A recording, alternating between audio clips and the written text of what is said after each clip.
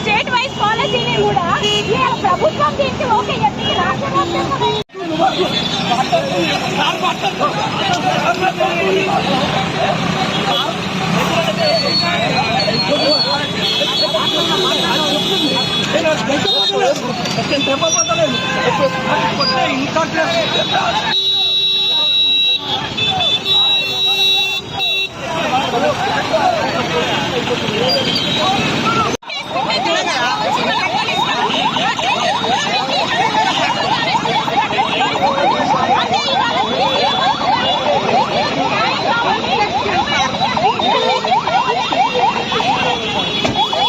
ఈరోజు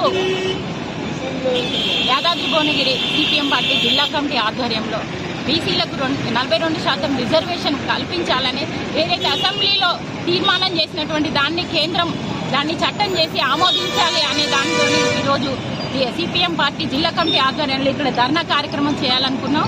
ఈ ధర్నా కార్యక్రమం నిర్వహిస్తేందుకు ఇక్కడ టెంట్ వేయడం అనేది జరిగింది. ఈ టెంట్ను పర్మిషన్ లేదు అని సాకుతో ఇవాళ మార్నింగ్ నుంచి కూడా పోలీసు వాళ్ళు వచ్చి టెంట్ను ఊడబీకిండ్రు.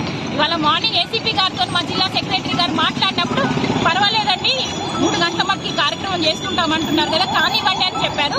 నెక్స్ట్ టైం ఒక రిప్రజెంటేషన్ తెచ్చిమని చెప్పారు. నెక్స్ట్ టైం ఇట్లా కాకుండా చూడండి అంటే సరే సార్ మేము ఆ రకంగానే చేస్తామని జిల్లా కార్యదర్శి గారు చెప్పారు.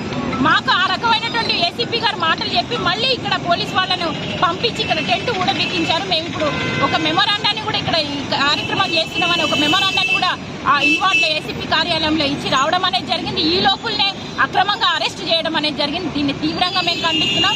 ఇవాళ సమస్య మీద ఒక బీసీ వర్గానికి 42% రిజర్వేషన్ కావాలనే సమస్య మీద ఇలా పార్టీ ధర్నా చేస్తుంటే ధర్నాను కూడా ఇవాళ స్వేచ్ఛగా నిర్వహించినటువంటి పరిస్థితిలో ఇక్కడ పోలీసు వాళ్ళు వ్యవహరిస్తున్నటువంటి తీరు మరి దీన్ని మేము పార్టీగా మేము తీవ్రంగా ఖండిస్తున్నాం.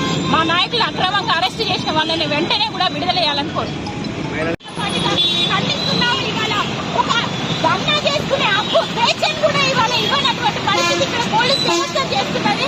కాబట్టి దీనికి నిరసనగా మేము ఈ కార్యక్రమాన్ని బీసీలకు 42% రిజర్వేషన్ కావాలని ఇవాళ పార్టీ ఆధ్వర్యంలో ధర్నా కార్యక్రమం చేసుకుంటే ఇవాళ పర్మిషన్ లేదు ఎట్లా చేస్తారు అని ఇవాళ వేసినట్టు కూడా వీరబుట్టినటువంటి పరిస్థితి.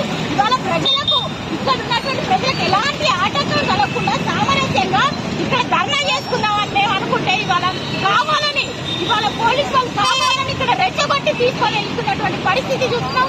దీన్ని పార్టీగా మేము తీవ్రంగా ఖండిస్తున్నాం.